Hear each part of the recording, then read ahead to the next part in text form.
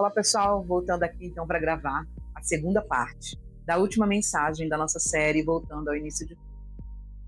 Eu vou aproveitar para reforçar um pouquinho o objetivo da série. Nós queríamos lembrar de onde o Senhor nos tirou, do primeiro amor, daquela sensação maravilhosa que a gente teve quando conhecemos o Senhor pela primeira vez, e aquela euforia, aquela sensação que a gente tinha e que fazia com que a gente sentisse tão leve, tão amado e tão abraçado pelo Senhor.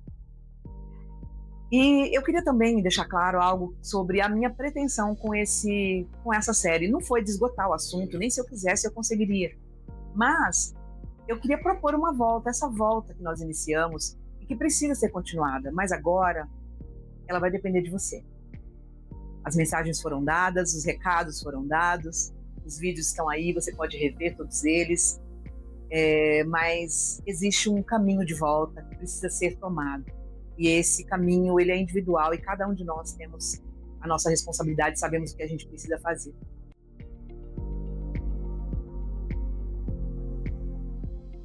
Então, voltando a falar sobre o povo de Israel, quando ele esqueceu de quem era Deus, ele começou a confiar em si mesmo. Quando ele esqueceu a aliança, ele assimilou a cultura do povo ao redor, dos povos ao redor onde eles estavam vivendo. E quando ele esqueceu a sua identidade, abandonou a sua missão.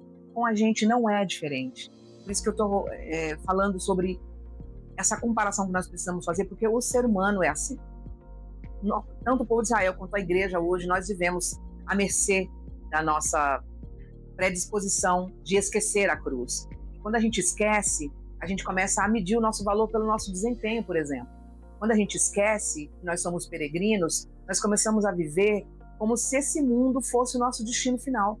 E aí, algo que eu queria trazer aqui para nós pensarmos sobre a seriedade do maior perigo da nossa geração, não ser negar Cristo, mas de ser tão absorvida pelas urgências desse tempo presente que nós deixamos de viver à luz da eternidade que nos espera.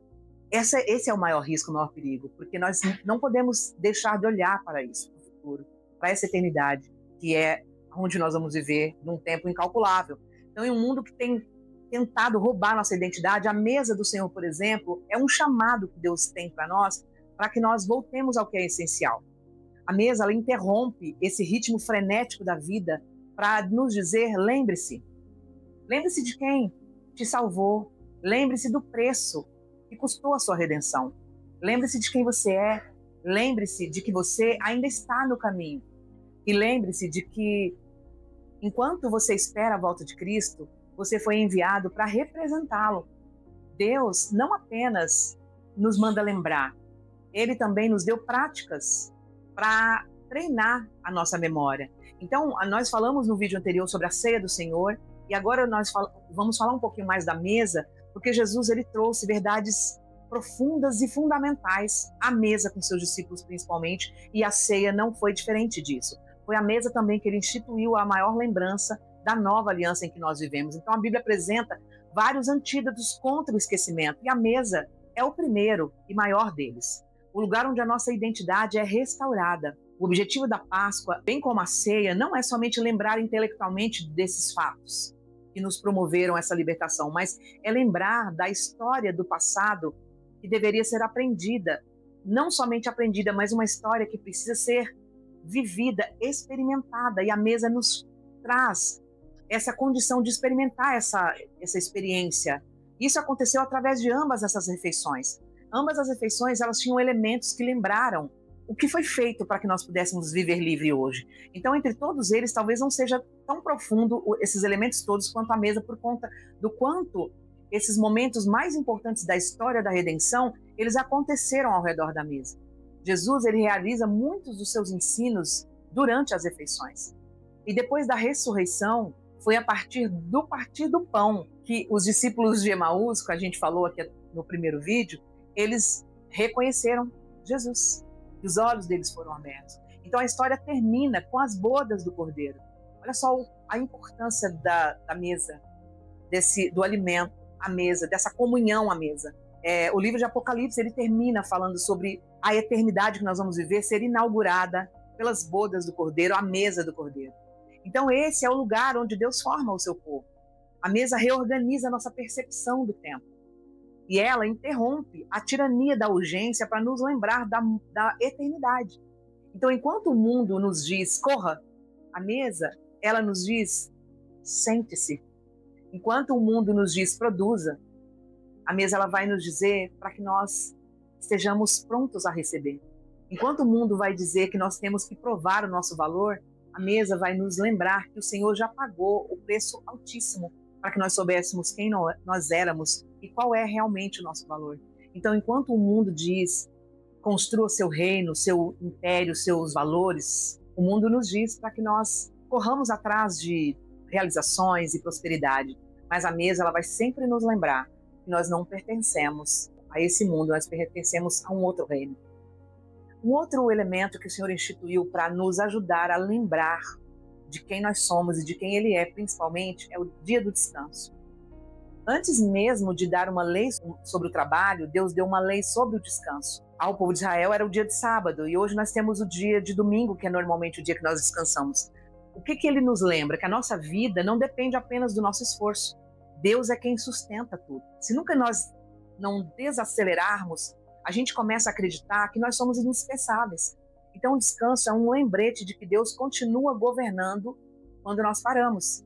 Por exemplo, à noite, quando a gente dorme, tem um lembrete maior que nós não somos indispensáveis? Porque enquanto nós dormimos, o mundo continua girando e as coisas continuam acontecendo. O terceiro ponto é a palavra, como recalibração.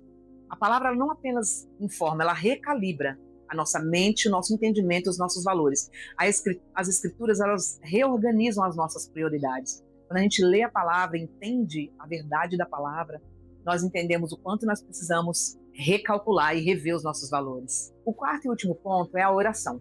Ela nos ajuda a sair do centro de tudo. Todas as distrações modernas que a gente tem, elas têm algo em comum.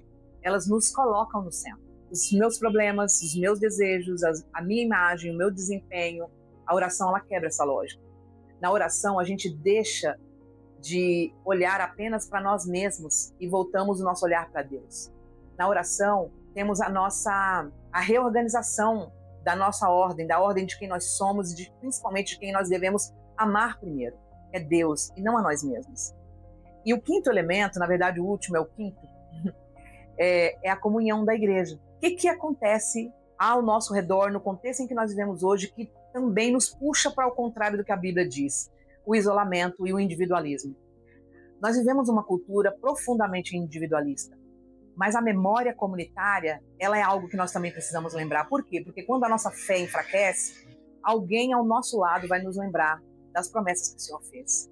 Quando eu me esqueço de quem eu sou, ou de quem morreu por mim, de onde o Senhor me tirou e para onde Ele está me levando, são os meus irmãos, os nossos irmãos que vão nos lembrar.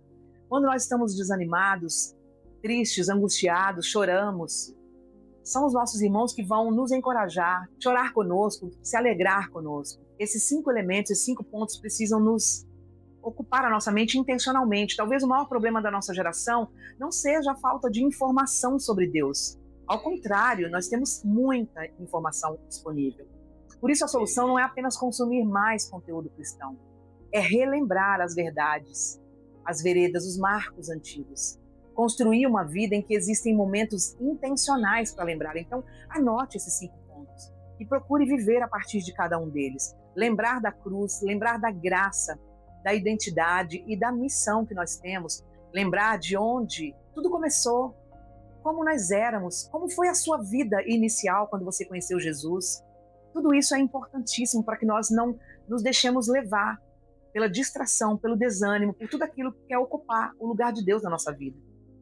Eu espero que essa mensagem, essa palavra, essa série de mensagens alcance o seu coração, que ela não volte para Deus vazia, como nós lemos também no primeiro dia, mas que ela produza novamente essa nostalgia, essa saudade do Senhor, essa saudade, esse desejo de estar cada vez mais perto dele novamente. E que nada, nem ninguém tome o lugar do Senhor no seu coração, na sua vida, na sua memória. Que essa série de mensagem, ela possa resgatar aí dentro de você. Talvez te dar aquele insight, aquele clique que estava faltando sobre o quanto você está absorvido por esse viver no automático dos dias de hoje, em que nós vivemos numa corrida frenética que impede que a gente pare para descansar no Senhor, para lembrar que Ele é Deus, para lembrar quem nós somos, para lembrar qual é o legado e o lugar onde nós devemos depositar os nossos tesouros verdadeiramente. No céu, onde não haverá